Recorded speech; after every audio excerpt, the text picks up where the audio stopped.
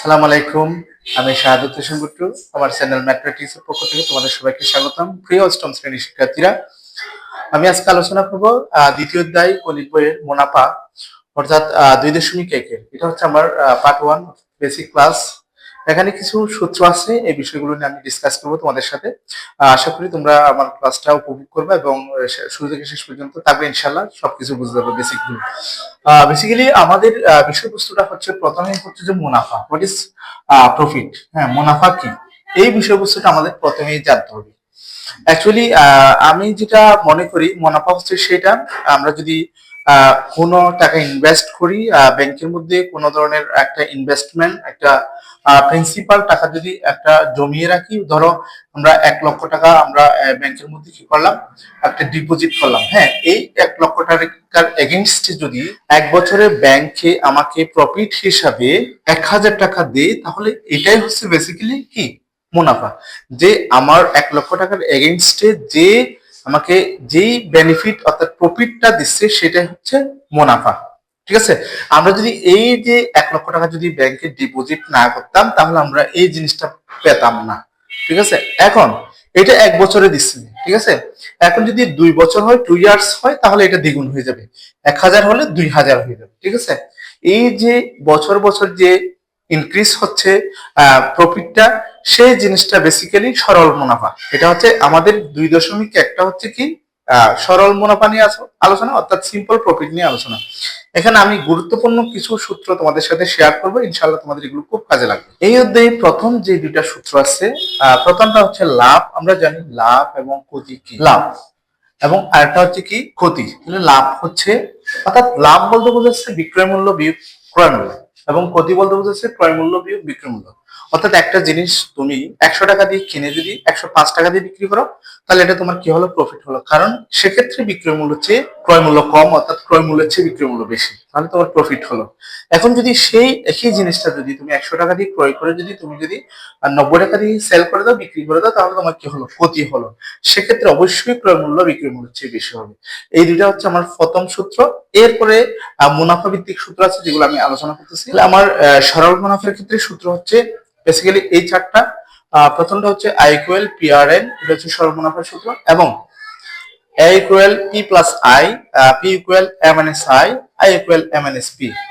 Basically এখানে এই বিষয়বস্তুগুলো আমাদের জানতে হবে যে এই আই ভি আর এ দ্বারা কি রিপ্রেজেন্ট করা হয়। প্রথমে আমি বলি আই দ্বারা। আই দ্বারা হচ্ছে যে প্রফিট, প্রফিট যেটা বাংলা হচ্ছে কি মুনাফা। তারপর হচ্ছে পি দ্বারা, পি দ্বারা হচ্ছে প্রিন্সিপাল, যেটার বাংলা হচ্ছে কি আসল বা মূলধন। ঠিক আছে, এরপর হচ্ছে কি আই পি আর, আর দ্বারা বোঝাচ্ছে কি rate of interest. Rate of interest মানে হচ্ছে কি মুনাফার হার। তারপর হচ্ছে এন দ্বারা বোঝাচ্ছে কি, এন দ্বারা বোঝাচ্ছে টাইম, সময়।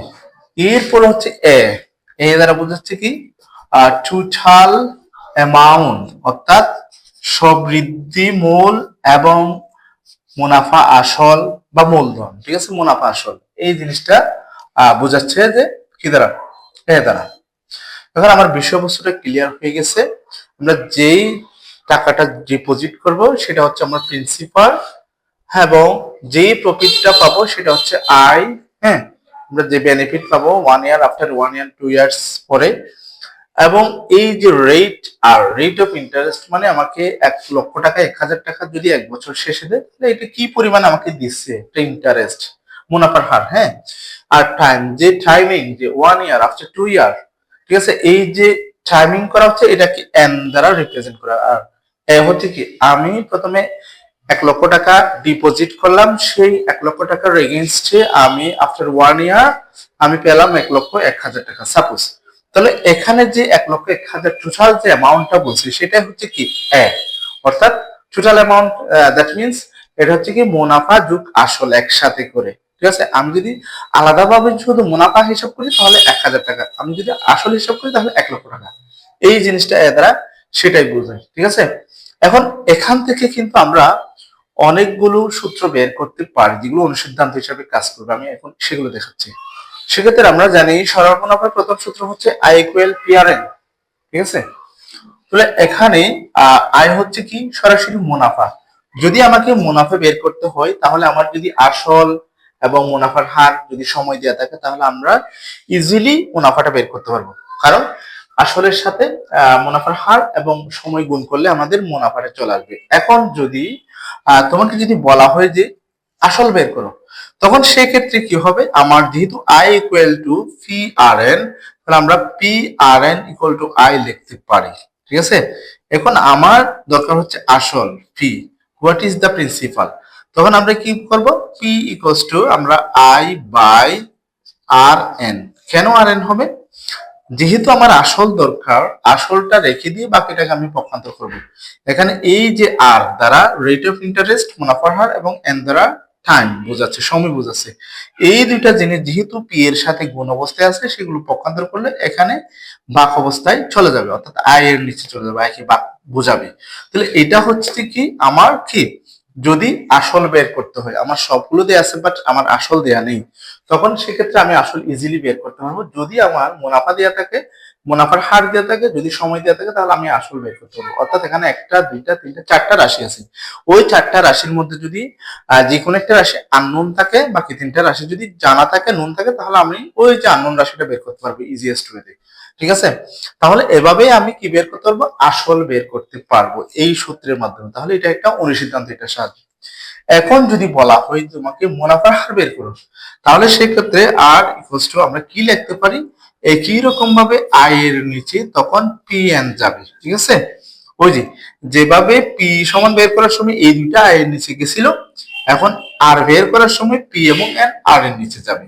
তবে এক্ষেত্রে একটা জিনিস খেয়াল রাখবে, যেহেতু এটা রেট অফ ইন্টারেস্ট মুনাফার হার, অবশ্যই তুমি একটা 100% গুণ করবা, যেহেতু এটা বের করার সময় 100% গুণ করবা, তাহলে উত্তরটা হয়ে যাবে। হ্যাঁ, তাহলে আমরা এভাবেই বুঝলাম যে কি রেট অফ ইন্টারেস্ট এবং principal and rate of interest, যদি তোমাকে সময় বের করতে বলে, টাইম, সবকিছু দিয়ে আছে, ধরো মুনাফা দিয়ে আছে, প্রিন্সিপাল দিয়ে আছে, রেট অফ ইন্টারেস্ট দিয়ে আছে, but you have to find out the time. ঠিক আছে, তোমাকে যখন টাইম বের করতে হবে, সময় বের করতে হবে, তখন তুমি কি করবা, তখন এই যে একই রুলসে তোমার আই এর নিচে যাবে যে কে, যেহেতু আমি টাইম বের করবো, পি আর কে যাবে, পি আর। তাহলে আমি ইজিয়েস্ট ওয়েতে আই এর সাহায্যে, এন এর সাহায্যে, সময়ের সাহায্যে, সরি এন এর সাহায্যে সময় বের করতে পারবো। ঠিক আছে, এখন এই একটা সূত্রের মাধ্যমে আমি একটা, দুইটা, হ্যাঁ দুইটা, তিনটা, চারটা আমরা কি মান বের করতে পারবো। কি হয় দেখো তো একটু।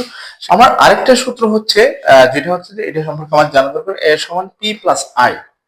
এখানে হচ্ছে এ হচ্ছে সবৃদ্ধিমূল টোটাল অ্যামাউন্ট, এন্ড পি হচ্ছে আসল প্রিন্সিপাল, এন্ড আই হচ্ছে মুনাফা প্রফিট।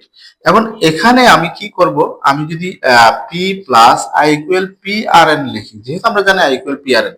ঠিক আছে, বা তাহলে এখান থেকে যদি পি কমন নিই, তাহলে কি হবে, 1 প্লাস আর এন, তাহলে এ সমান হচ্ছে যে এটা। ঠিক আছে, এটাও আমরা এ সমান লিখতে পারি। তাহলে এ বের করতে হলে কিন্তু আমাকে আসল প্লাস কি বের করতে হবে, মুনাফা যোগ করলে আমাদের এটা বের হয়ে যাবে। বেসিক্যালি এই সূত্রের মাধ্যমে আমরা কি আই এর মান বের করতে পারি। আই প্রফিট কিভাবে, টোটাল অ্যামাউন্ট থেকে প্রিন্সিপাল বাদ যাবে। ঠিক আছে, এবং এই সূত্রের সাহায্যে আমি অলসো প্রিন্সিপালের মান বের করছি, কিভাবে, এ থেকে কি প্রফিটটা বাদ যাবে। এভাবেই আমরা কি এই সূত্রের মাধ্যমে এগুলো বের করতে পারবো।